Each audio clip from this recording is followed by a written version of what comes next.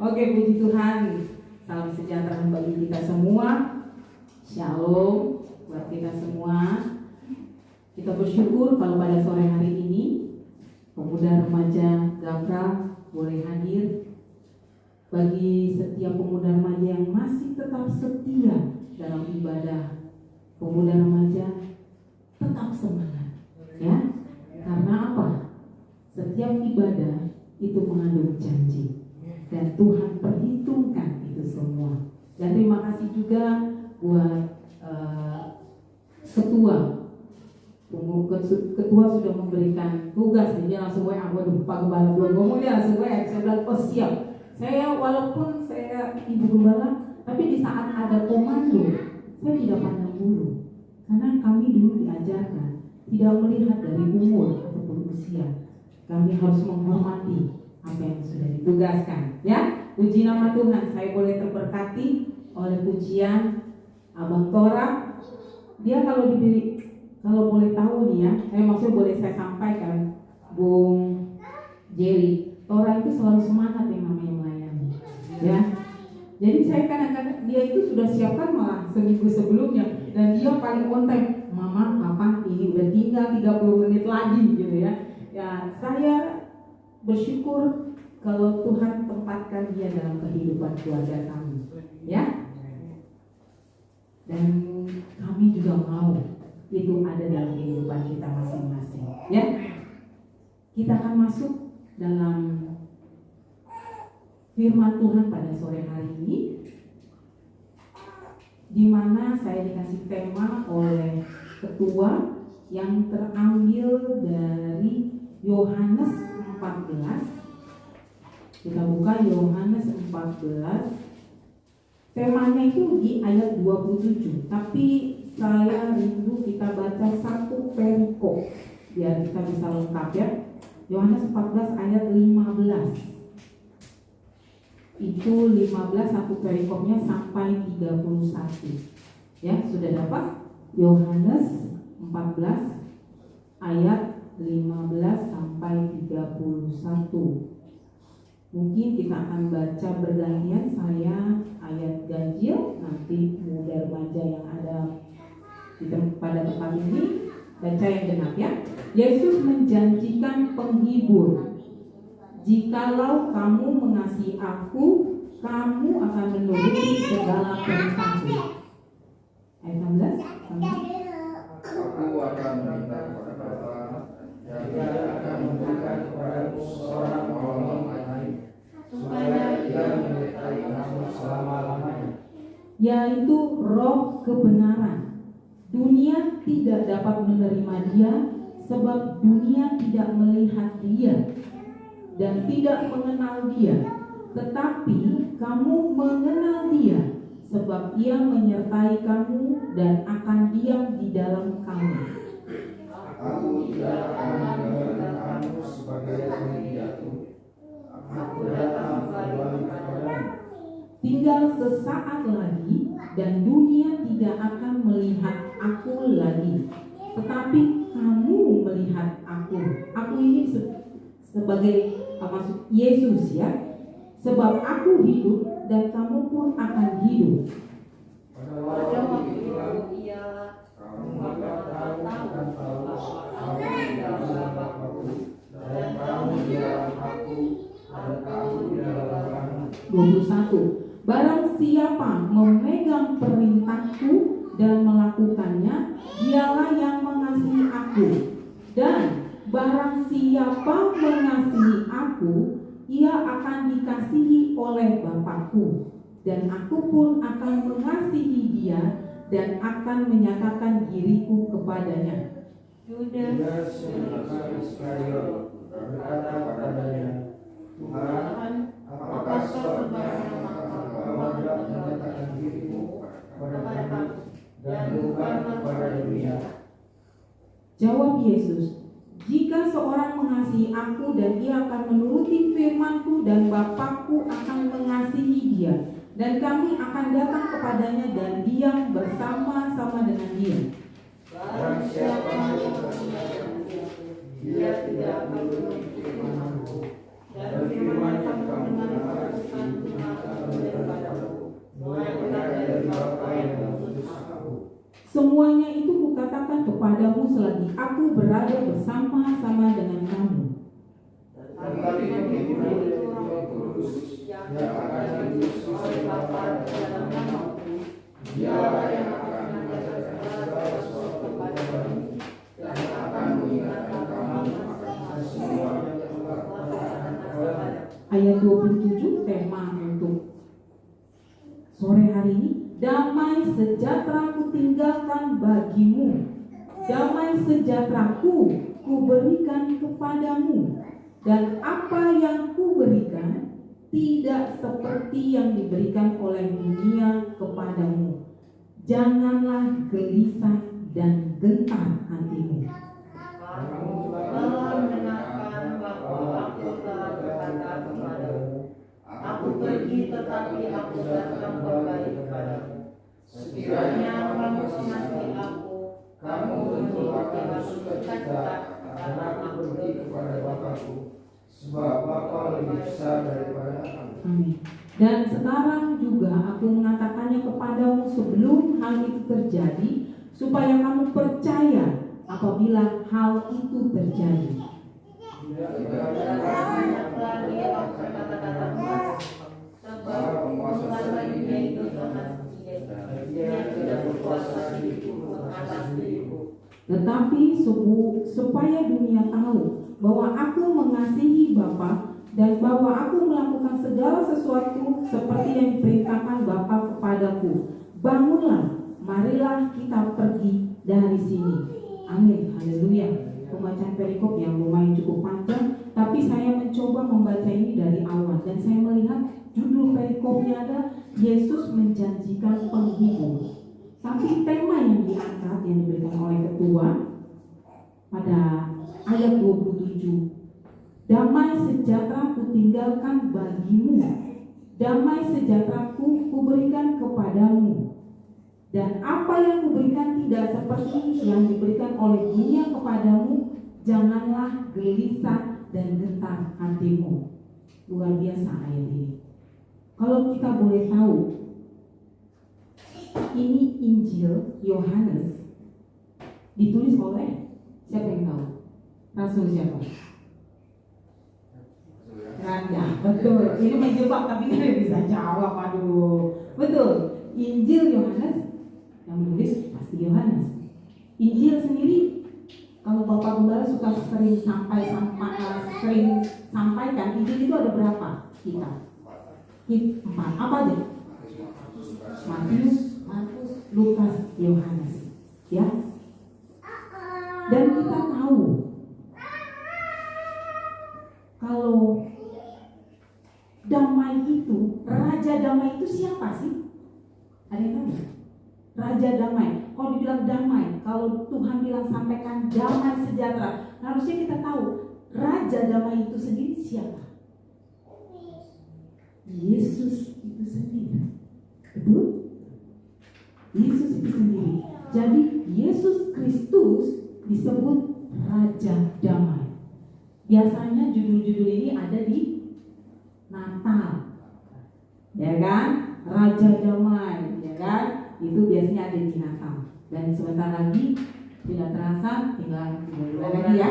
2 bulan orang saya udah bilang dari awal kalau ganti Januari dia akan hitung lagi mundur ya. Dia begitu semangatnya. Dan saya percaya berkatnya sudah Tuhan siapkan buat dia. Ya. Jadi Yesus Kristus kita tahu adalah sebagai Raja Damai itu sendiri. Ya.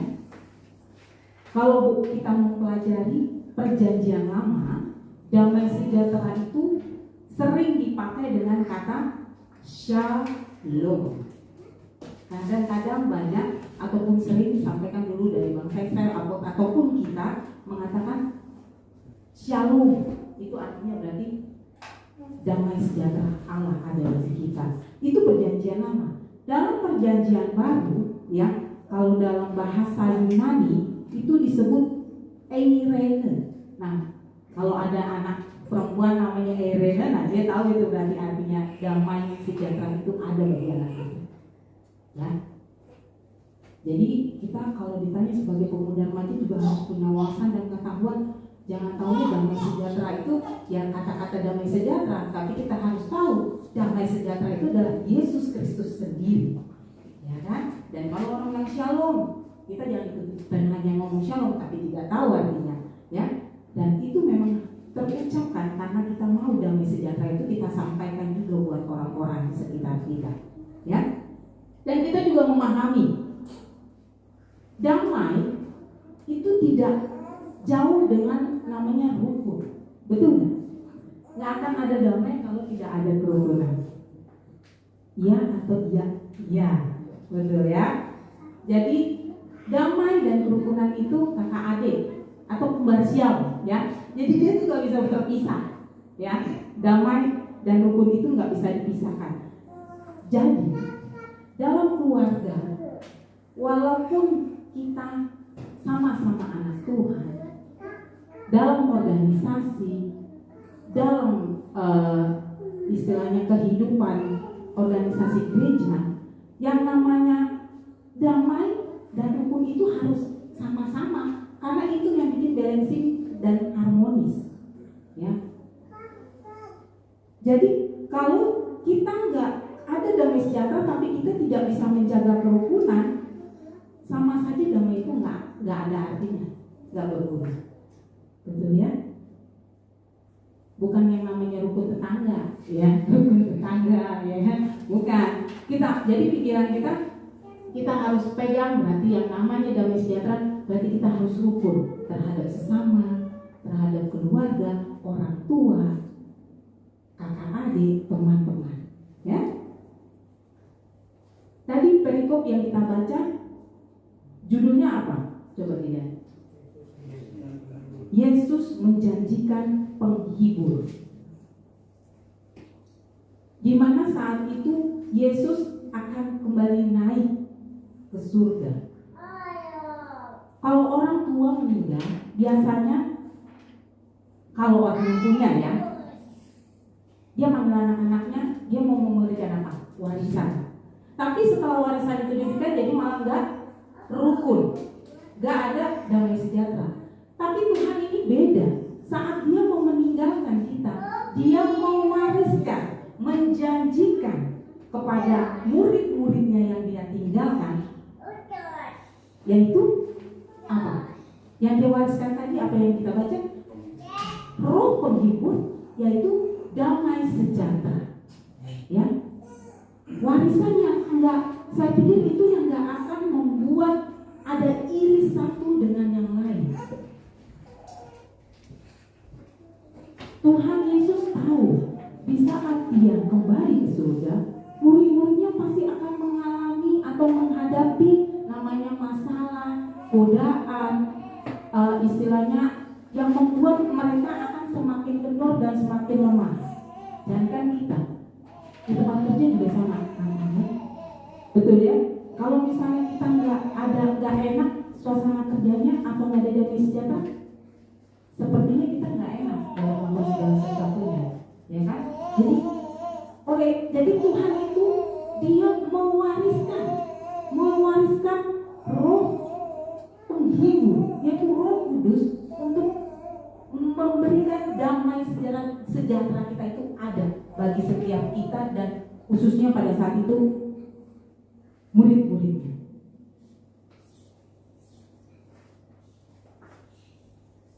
Karena Yesus sudah tahu keadaan saat itu pastinya akan membuat murid-murid Yesus itu resah, bingung, dan pastinya khawatir. Karena dia biasanya ada Yesus malah jadi manja, benar gak? Sama kayak kita.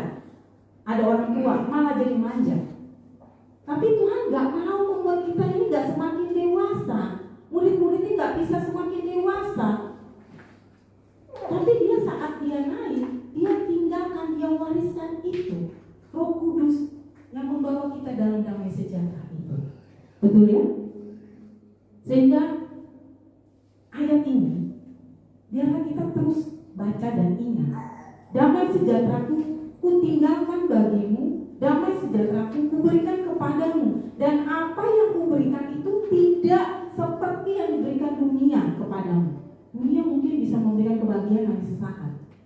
tapi Tuhan memberikan penghibur, penolong, warisan yang luar biasa. Dan yang pastinya jangan gelisah dan gentar hatimu. Kita pasti tahu, kadang-kadang berpikir gini, kenapa sih damai sejahtera itu kadang-kadang kita nggak rasakan, kadang-kadang hilang, betul nggak? Ya. Jadi awal, misalnya contoh dalam bekerja, yang awalnya mungkin dulu saya bekerja 1 tahun, 2 tahun, 3 tahun, masih semangat. Tapi saya bersyukur kalau saya boleh bekerja sampai 22 tahun, karena itu saya tahu Tuhan itu ada dalam kehidupan saya. Dan saya selalu jaga damai sejahtera itu ada dalam kehidupan saya, sehingga saya bisa melewati pekerjaan sampai 22 tahun itu karena Tuhan. Ya, memang tidak mudah. Dan kita tahu kalau damai sejahtera itu sering disebut-sebut juga dalam buah roh. Benar kan? Kalau itu Tante Novel tuh paling sering sebutkan buah roh ini ya. Ya. Ada berapa buah roh? 9, luar biasa. Ayatnya ada di mana sih? Yuk kita baca. Galatia, betul. Galatia berapa? Coba. Kalau yang pakai ada mau Bible phone, nah saya sering disebutkan karena saya senang banget kalau novel itu cerita menyampaikan tentang buah roh. Betul. Karena kadang-kadang dari kecil sekolah minggu itu selalu diingatkan Galatia 5 ya, Galatia 5. Karena itu terus kita butuhkan sampai nanti kita akhir hidup kita. Karena buah roh itu 9 itu, kenapa Tuhan terus sampaikan? Memang itu yang selalu menjadi reminder dalam kehidupan kita. Ya, ada buah roh itu, buah roh yang keberapa damai sejahtera itu sendiri? Yang ketiga, betul, puji Tuhan. Coba kita baca Galatia 5 ayat 22 sampai 23. Sudah dapat ya? Yang 5 coba bisa dibaca saya. Tapi buah roh ialah kasih, sukacita, damai sejahtera, kesabaran, kemurahan, kebaikan, kesetiaan, kelembutan, penguasaan diri, tidak ada kesal yang menentang akal. Amin. Haleluya. Nanti mungkin ada edisi khusus ya Pak Gembala ya untuk menjelaskan satu persatu tentang buah roh. Tapi dari 9 roh, buah roh yang Tuhan sampaikan ada damai sejahtera. Ya, ada damai sejahtera. Penyebab damai sejahtera itu hilang kenapa? Sebenarnya ada 3 hal yang sering sebenarnya nggak jauh lah kita istilahnya membuat, maksudnya kita bukannya tidak tahu tapi tahu. Nah, tapi ini yang paling sering terjadi. Kenapa damai sejahtera itu hilang? Yang pertama, pastinya karena apa? Iri hati. Yang pertama bisa iri hati, tapi iri hati itu menimbulkan apa? Dosa. Manusia itu keluar dari taman Eden karena apa? Dosa. Sehingga damai sejahtera itu hilang.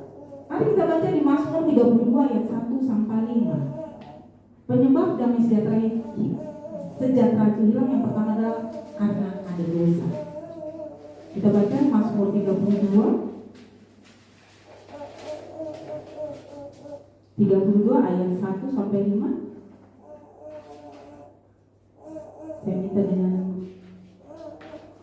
Saya minta mungkin menjadi Mazmur 32 ayat 1 sampai 5. Kebahagiaan orang yang diampuni dosanya. Dari Daud, nyanyian pengajaran. Berbahagialah orang yang diampuni pelanggarannya, yang dosanya ditutupi. Berbahagialah manusia yang kesalahannya tidak diperhitungkan Tuhan. Amin. Dan yang tidak berjiwa penipu. Selama aku berdiam diri, tulang-tulangku menjadi lesu, karena aku mengeluh sepanjang hari. Sebab siang malam tanganmu menekan aku dengan berat, sungsungku menjadi kering seperti oleh terik musim panas. Dosaku kau beritahukan kepadamu, dan kesalahanku tidaklah kau sembunyikan. Aku berkata, aku akan mengaku kepada Tuhan pelanggaran-pelanggaranku, dan Engkau mengampuni kesalahan karena dosaku. Amin. Haleluya. Penyebab damai sejahtera itu pertama karena dosa. Dosa itu apa sih? Salah satu tadi Tante Novel sudah sampaikan, iri hati, cemburu, curigaan, segala macam, akal pahit, segala macam. Kalau di Galatia Galatia itu sebelum itu mungkin ada ya yang ayatnya itu yang tentang hal-hal yang negatif yang membuat dosa itu berkepanjangan dan selalu ada di dalam kehidupan kita. Betul. Maka dari itu tadi pertama, damai itu tidak bisa jauh dengan namanya rukun.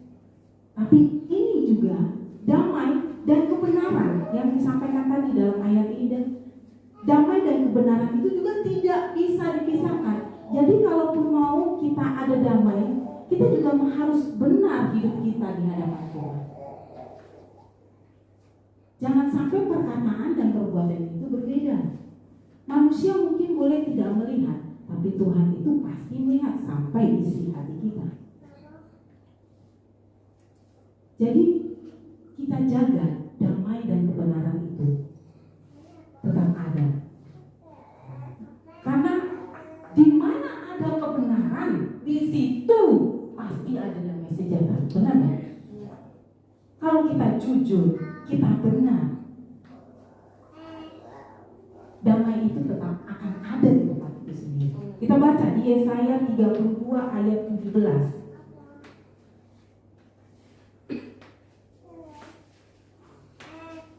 Yesaya 32 ayat 17.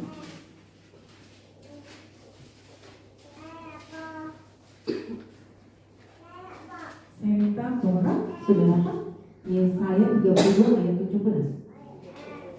32 ayat 17.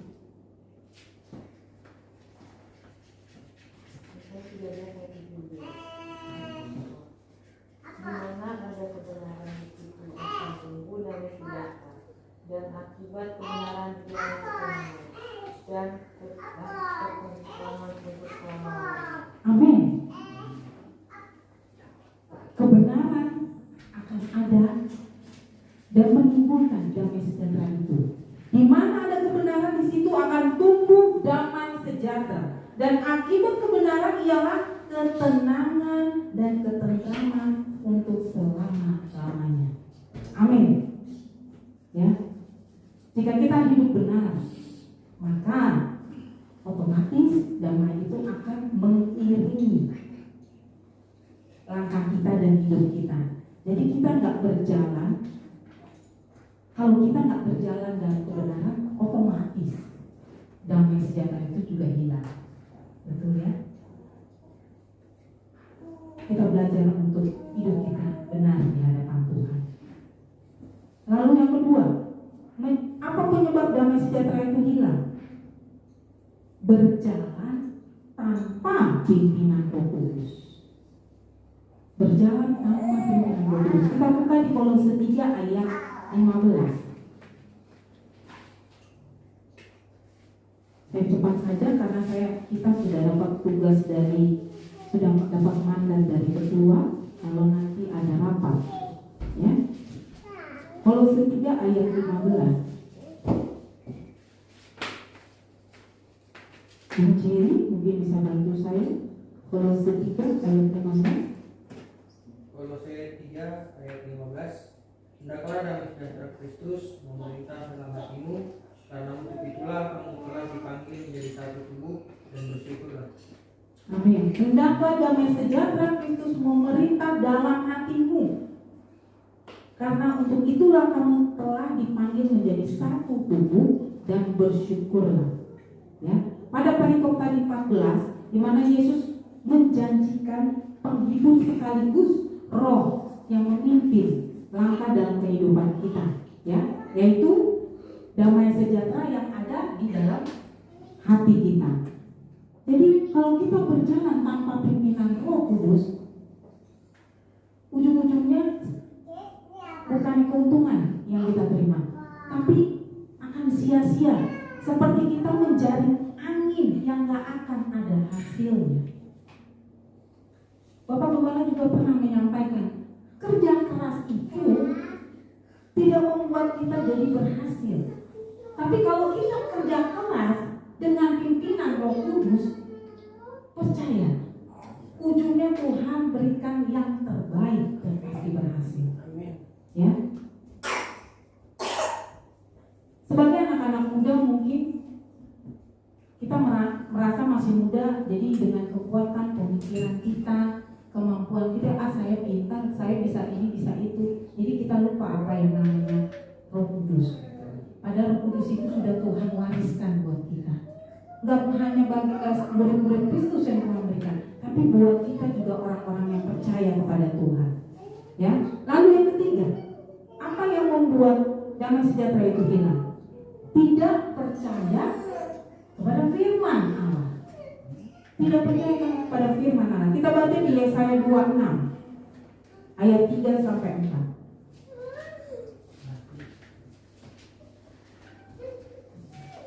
Yesaya 26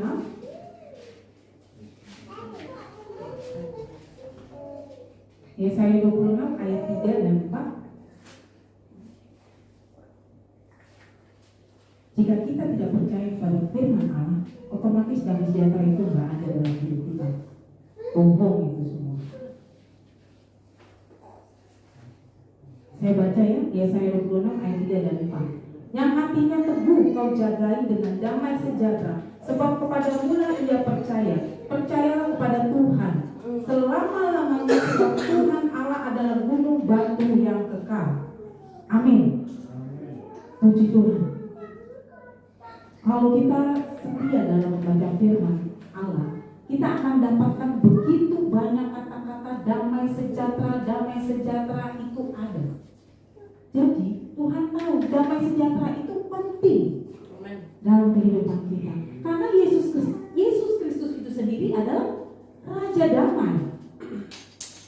Dan kita harus ingat, Tuhan Yesus tadi kembali lagi mewariskan damai sejahtera, bukan perpecahan. Tuhan mewariskan damai sejahtera, bukan perpecahan. Tapi kita juga harus bisa ambil pemikiran, bagaimana dong Tante Bugam caranya supaya menjaga damai sejahtera itu tetap ada. Sebenarnya dari 3 itu kita balik aja 180. Tadi yang pertama apa? Kalau misalnya yang membuat damai sejahtera itu hilang, yang pertama apa? Karena ada dosa. Berarti kita jauh dan harus menghindari dosa. Itu cara yang pertama supaya damai sejahtera itu ada. Lalu yang kedua, kalau yang kedua tadi berjalan tanpa pimpinan Roh Kudus, maka kita balik 180. Berarti kita harus berjalan dengan pimpinan Roh Kudus.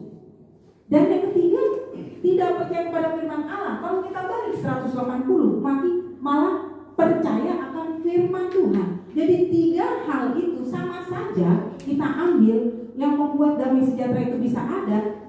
Pastinya pertama, kita tidak berbuat dosa atau menjaga kebenaran. Yang kedua, hidup dalam pimpinan Roh Kudus. Dan ketiga, percaya akan firman Tuhan.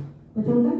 Sebenarnya kuncinya 3 Tuhan kasih, sama dengan apa yang juga kadang-kadang yang membuat kita juga hilang damai sejahtera, ya sama saja. Betul ya? Kita ulangi, baca lagi di Yohanes 14 ayat 27. Kita akan dapatkan 2 kunci utama yang sudah Tuhan sampaikan langsung supaya damai sejahtera itu tetap ada. Itu apa? Coba kita baca. Siapa yang bisa jawab berarti dapat 100 ini. Ya, luar biasa. Udah Tuhan kasih jawaban begitu dalam ayatnya. Ayo. Ada 2 kunci utama di dalam ayat itu. Kita coba baca. Yohanes 14 ayat 27. Damai, sama-sama kita baca. Ayo pemuda, remaja yang masih muda. Saya umurnya udah mau abad. Ya. 1, 2, 3. Damai sejahtera kutinggalkan bagimu, damai sejahtera kuberikan kepadamu. Dan apa yang kuberikan tidak seperti yang diberikan oleh dunia kepadamu. Janganlah gelisah dan gentar hatimu. Apa kunci? Amin. Haleluya. Pintar-pintar ya. Firman Tuhan itu ada jawabannya. Ya. Karena Tuhan berikan damai sejahtera itu ada, kuncinya ya lu jangan gelisah dan jangan gentar. Walaupun Tuhan tidak ada di dunia, walaupun Tuhan tidak kita lihat, tapi Tuhan itu tidak pernah meninggalkan kita. Dan Dia sudah mewariskan Roh Kudus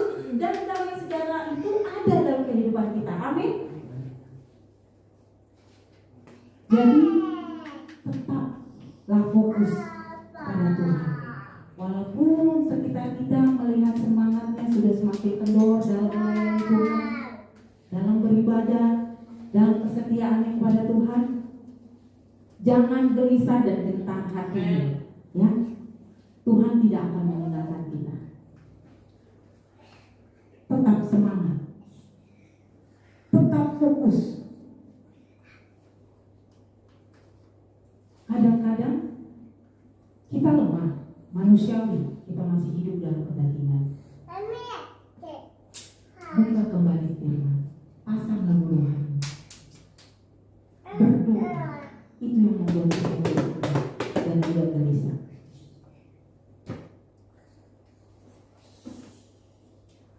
Kita tahu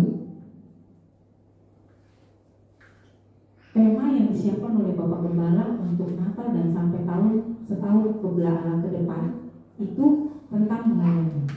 Ada yang tahu kan harusnya panitia apa ya?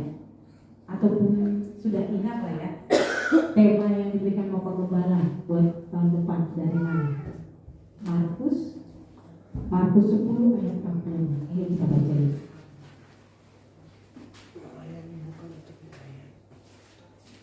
Jujur ayat ini disampaikan, ternyata ini semakin berat akan kita kerjakan.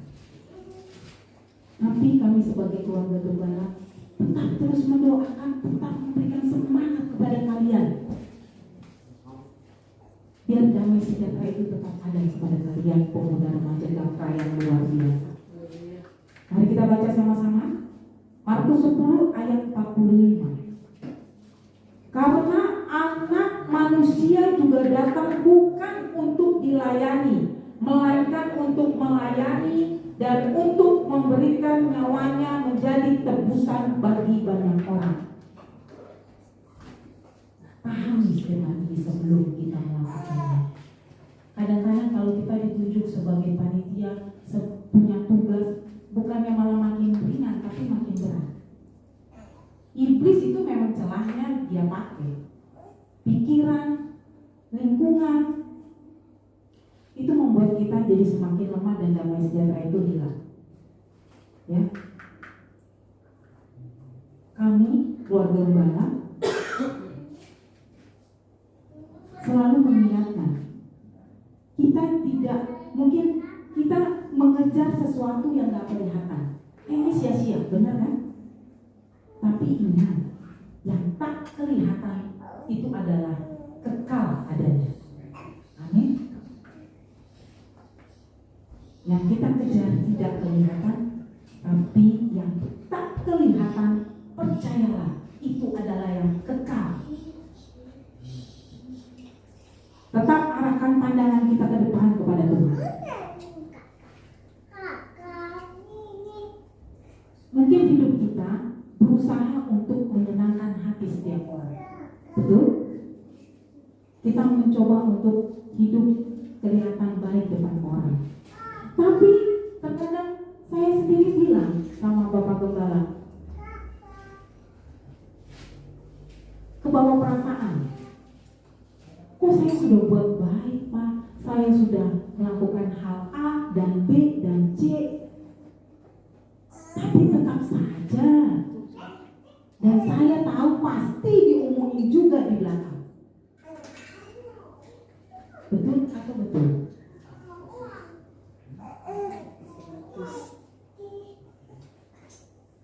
Saya mau beliin itu orang rumah, istana, pasti saya akan dilihat juga kekurangannya. Itulah Tuhan. Bapak Gembala selalu menyampaikan bagaimana Tuhan Yesus, dia boleh rela kasih nyawanya. Dia tidak peduli bangsa Israel mau keras kepala, tegar tengkuk, tapi dia tetap, bangsa Israel itu adalah biji matanya dia. Tetap Tuhan mengasihinya. Begitulah kami diajarkan keluarga Gembala, untuk kami tetap fokus, tetap melihat ke depan, dan tetap menjaga damai sejahtera itu tetap ada bagi kami.